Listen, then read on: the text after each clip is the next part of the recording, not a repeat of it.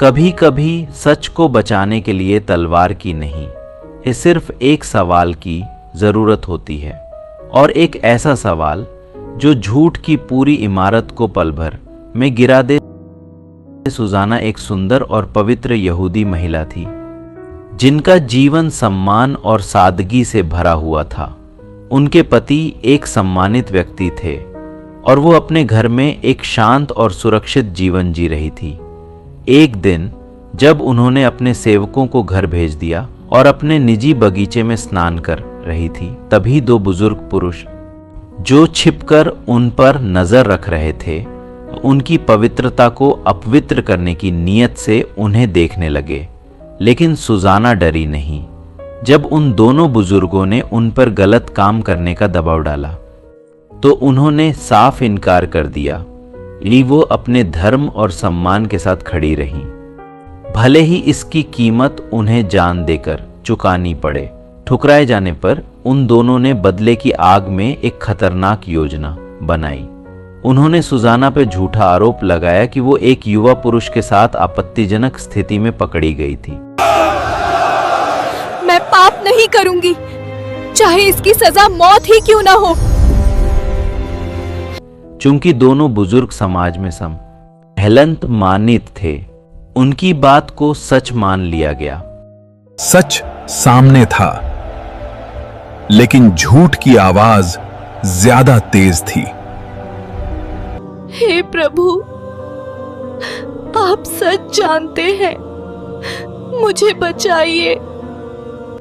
और इस तरह एक निर्दोष महिला को मौत की सजा सुनाई जाने लगी। लेकिन तभी कहानी ने एक नया मोड़ लिया। एक युवा और बुद्धिमान व्यक्ति डैनियल ने इस पूरे मामले को देखा और महसूस किया कि कुछ गलत है। मैं इस स्त्री के खून का दोषी नहीं हूँ। जब सुजाना को सजा ही जा रही थी, उन्होंने न्यायालय से आग्रह किया कि दोनों गवाहों से अलग अलग पूछताछ की जाए। बताओ, किस पेड़ के नीचे देखा था?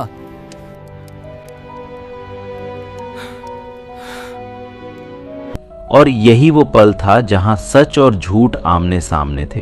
पहले बुजुर्ग से पूछा गया। उसने कहा कि वो सुजाना को एक मैस्टिक ट्री के नीचे इस अपराध में देख रहा था। डैनियल ने उसकी बात सुनी और शांत स्वर में कहा कि अगर ये झूठ साबित हुआ तो दैवीय न्याय तुम्हें 2 हिस्सों में बांट देगा।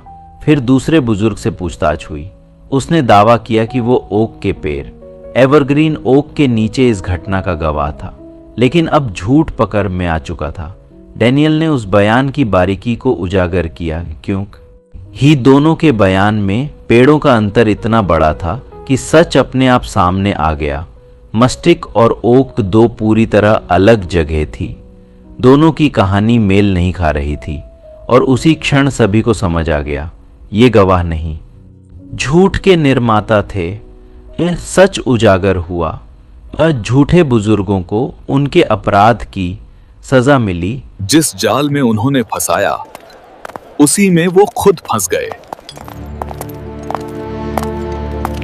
झूठ आखिरकार टूट ही गया।